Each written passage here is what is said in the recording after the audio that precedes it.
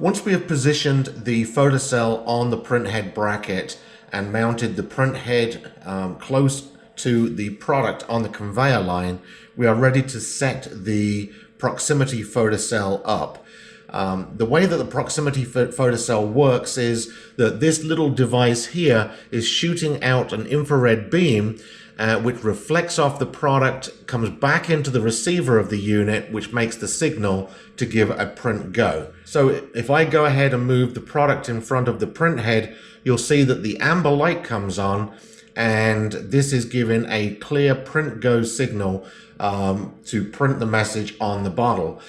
Now, the problem is that if I was to have a product or somebody walking the other side of the conveyor belt, we want to bring this signal right the way down so it's close to the printhead. We don't want anybody walking by the other side of the conveyor belt giving a print go signal, because then it would print without a product in front, which would make a mess on the conveyor belt.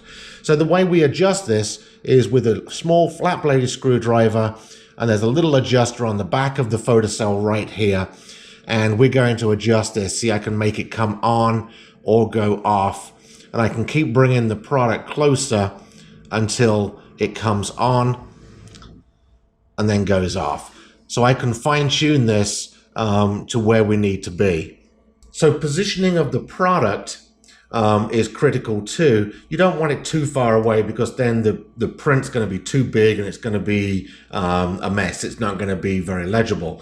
So you want it as close as you can. My recommendation is between 1/4 inch and 1/2 inch to the product. But then also, if you've got a product with a slight chamfer on or a bevel on the top, you may want to actually adjust the print head so that we're actually printing onto that parallel to the actual product where we're printing.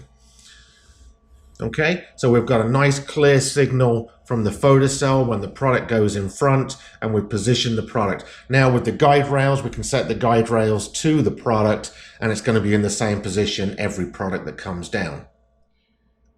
And the very last part of this, we can actually, in the printer itself, in the firmware, we can set the printer whether we're printing on the rising edge, which is the leading edge of the product, or we're printing on the back end, on the fall side of the product. And the way we do that is in the settings for the photocell.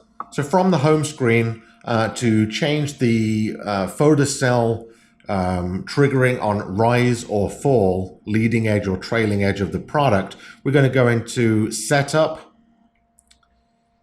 and we're going to go into Peripherals and Photocells. And at the top right here, we see PE1, Photocell 1 trigger. Right now it's set to rise.